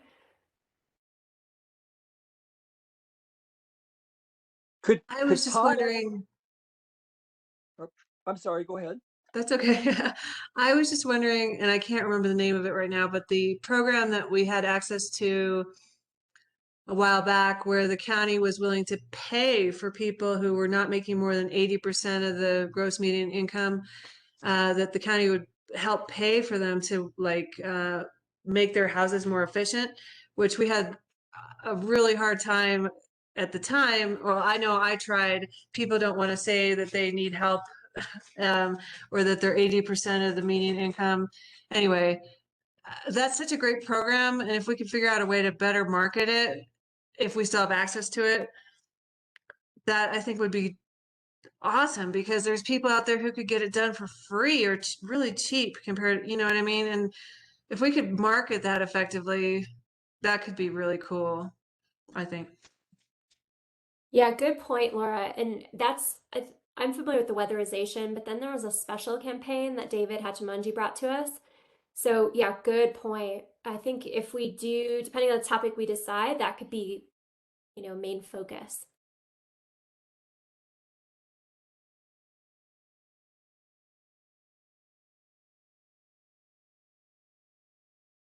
So could we ask something wild like Pi gives us free audits to homes that meet the 80%? I mean, just something blanket where we just say, yeah, I mean, if you want to narrow it down, I mean, we could concretize it very well. I mean, it seems to me. I just said, like free energy audits. People don't have to do anything, especially low income, and target in a way that people aren't ashamed to,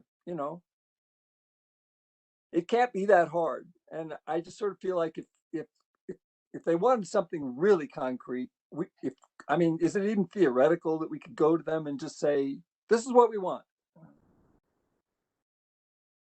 Yeah, I can ask. I know they said that they could potentially sponsor Clear Result to come up and do business audits, but I think that's in collaboration with an Excel program, and that's why it would be available. I think the residential energy audits, I don't know if they can cover that cost, but it's worth asking.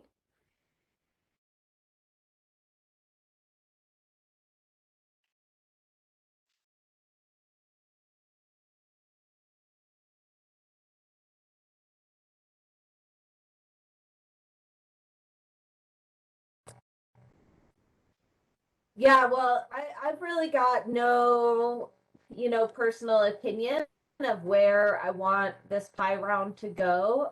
So I think efficiency is good and it works for me.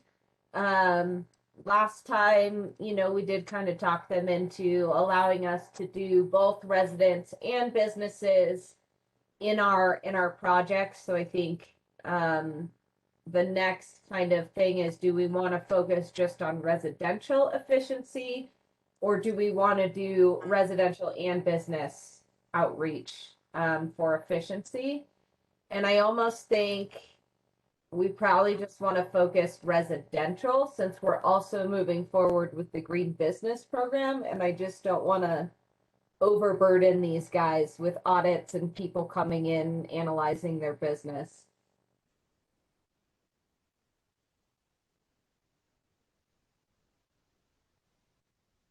Erica, do you have a thought on that? Yeah, I think that makes sense. I'm a little hesitant just because I'd like to overlap this with the green business program, but I think that makes sense, Melody. Like, we're already asking a lot of these businesses, especially if we add a zero waste survey in. Yeah. Before I forget, we do have the opportunity to order more energy kits from Pi, and I need to get back to them. So if you all are in support of that, like, how many kits would we want? And then we can also order separate light bulbs too, because I know the zero waste group had said basically these kits are so big, they found it a little bit more helpful to just give out individual bulbs based on what people need. But even with that question, I wonder if it does make sense. I mean, we will have all these kits and these bulbs to engage residents, that maybe that's another reason to focus on residents for the efficiency target. We don't necessarily have, great platforms to engage the businesses with, whatever it is.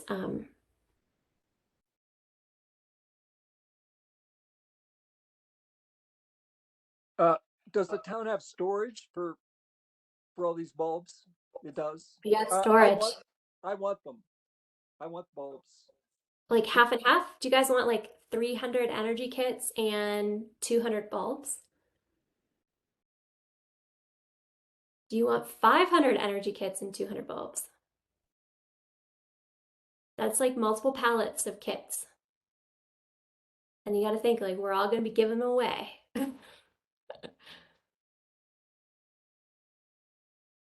500 sounds like a big number for Nederland, for starters, but that's just my take.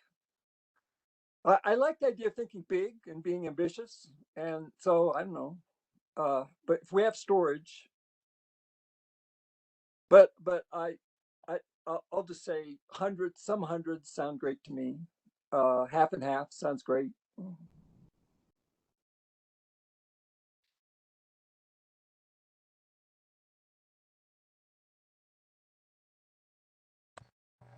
Okay. So I think a couple hundred of each is great. Exact number either, but and for Partners in Energy, we'll get back to them that we want to move forward with a residential efficiency outreach kind of program and see what they can do for us.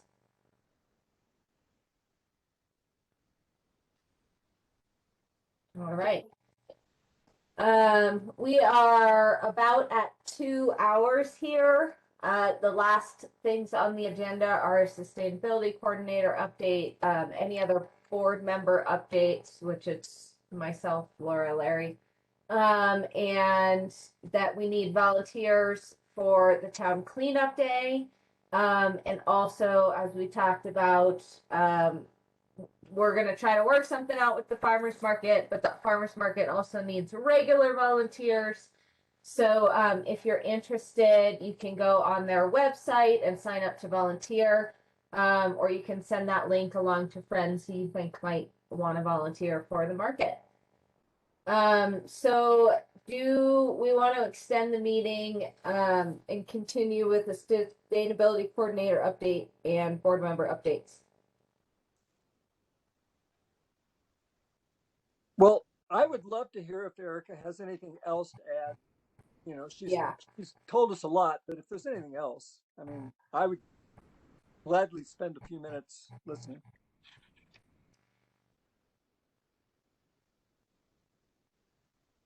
I have till 9 o'clock. I'm happy to try to, then I gotta do a few things here. Get my kid in bed. So All right, well, do you have anything that you want to update us on other than what you've already kind of mentioned? Talking to me? Laura, before you leave. oh yeah, just real quickly, the Boulder Valley School District won the White House Award for Efficient and Healthy Schools for notable achievement in efficient HVAC and a team approach to supporting strategic investments in efficient and healthy schools. So that was kind of interesting right from the White House. But then secondly, coming down the pike, Erica, you might probably know this, there's going to be a $500 million grant program for energy improvement of public schools as part of the infrastructure law. Right now, they're just requesting information on how the grant program should run. But I would just wonder, I'm going to kind of ask, the CFO of the school district is on the sustainability board, just how the district is interfacing with that, the possibility of bringing in some of that money. It's for electric buses, HVAC efficiency, and alternative energy for the schools. So that's kind of something I learned, but I thought, well, let's see how, I mean, Boulder Valley is, how they're working with trying to be on track to get some of that grant money for electric buses, HVAC efficiency, and alternative energy. And that's it, really. That was from my meeting with them. We basically are working on the mission and the vision for BBSD sustainability. The vision is all together for all students in the planet, and the mission is As a leader in whole district sustainability, Boulder Valley School District creates healthy learning environments and experiences that equip all students and staff with the knowledge and skills to create more equitable and sustainable communities. So they are talking about interfacing with the communities. So I'm kind of hoping I can find some spots where they can help us out, since we don't have quite as much infrastructure as much of the rest of their district. Laura, two things first come to mind. Solar panels on the schools. I think Nederland Elementary's got to be a slam dunk for solar, and it might even be a community solar garden spot. Like, I don't know what their roof size is, but that would be amazing. And it's really good for kids too. Like, if you look at like community solar on, not community solar, but rooftop arrays on kids' schools, like there's amazing GoFundMe's out there. And then the bus barn for BVSD, we had identified as a potential community solar location. And so I would just be curious to bring that back to Gita and see, like, with this grant money, you know, would that be an option? Because it would then become covered parking for their buses. For their electric buses, hopefully. If we can get a hold of this grant. So yeah, anyway, so that was kind of the update from them. I believe there's also an equity piece to the 500 million. And so they're trying to do like it's 40% or something. There's some kind of catchy slogan they have. So I don't know if we would qualify under that equity piece of being rural, more off, you know, the beaten path, and it's maybe social economic status. Yeah, I think probably Boulder Valley as a whole might not, but I think Netherlands schools might. I don't know exactly what the criteria are yet, but I just want them to be thinking about that. It's just seeing how they're relating to it, because I'm sure they're aware of it.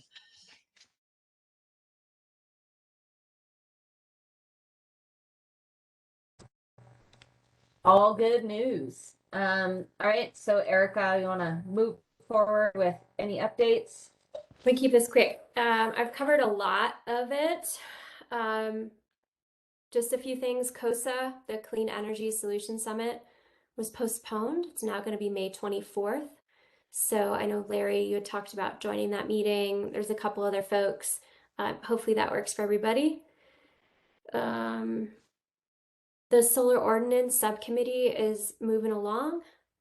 Larry's hopefully going to join that meeting.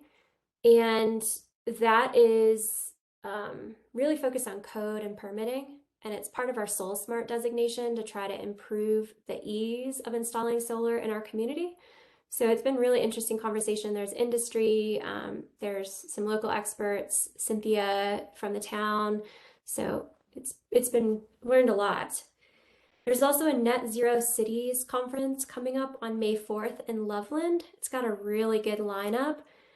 There was a green business meeting at that time, or big chunk of that day, and they're canceling it for this conference. So check it out. I believe registration is free and the governor is speaking. Green business programs moving ahead. Kind of mentioned a little bit of the hiccups along the way, but we had a meeting today from the state talking about the green business tractor. It should be updated tonight, so hopefully it'll be easier to use. Melody, the interface looks way easier than what we had last week when we went through the application. And I believe that is all the additional things I had. I am going to start doing staff updates for the BOT meetings once a month, and then I will share those with you all. So you'll see kind of what I'm working on. Please let me know. I'm going to meet with Tom and Alan and hopefully Larry on Friday to just kind of catch Tom up to speed on what we've been working on. And then Alan will, you know, connect the dots with the BOT experience as well. But please just like reach out, let me know if there's things that you're interested in. I know Laura, with Corey's email from the school, you know, I'm always happy to follow up on that stuff. So hopefully shouldn't feel like we dropped the ball there. But I do think there's a lot going on, and it's just about, usually just from my perspective, it's about connecting the dots, you know, getting people talking. Thanks, y'all.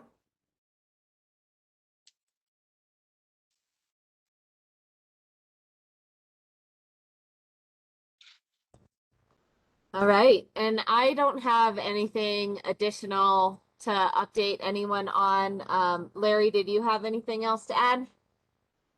I do not. This was a great meeting. I want to thank everybody.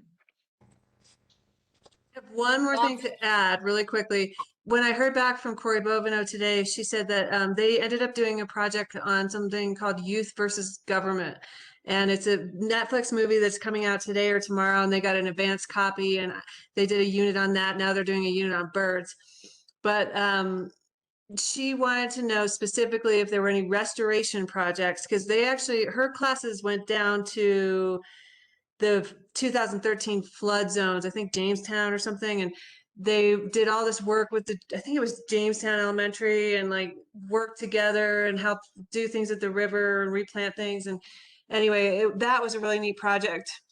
And they're looking for something like that. So if willows needed to be planted or something like that, keep me posted, because it's not just her class.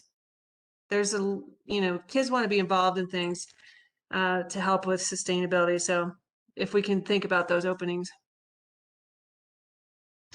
Laura, why don't we send an email to Rhea and see locations and start that conversation? I was just on the Colorado this last weekend, and they have willows, everywhere, with big giant drums set up to help them retain water until they're big enough to do it themselves. So I think it sounds great. That's a fantastic idea. I second that motion, and I would be a little pushy with Rhea. Yeah.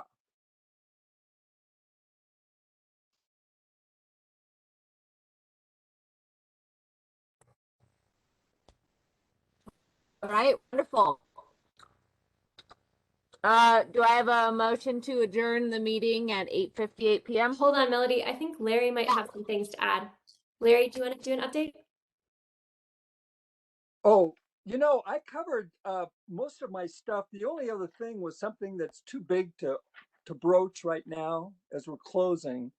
But let me just float this out as an idea that I do want to talk about in the future, which is, I kind of feel like SAB needs another committee or subcommittee, whichever we're calling them, in addition to zero waste. And I kind of think that should be energy or something like energy. And it's a big subject. And I just sort of feel like we need a funneling process. The only problem is I'm already chairing the zero waste committee. And so I can't, as a board member, actually, I don't feel I can step forward to chair yet another one. So I just want to stop right there. But it just feels like from an efficiency viewpoint, we kind of need a committee that just looks at energy issues. And I'll just stop right there. I just want to plant the seed in people's minds, and maybe we could discuss it at a later point. If people don't want to, it's fine. But I did want to share that thought. And with that, I'm happy to make a motion to adjourn. Perfect. I wholeheartedly agree, Larry. We'll bring it up at the next meeting to try to get a renewable energy subcommittee together. Cool. Thanks, everybody. Okay. See you all. Thank you, everyone, and have a great night. Bye.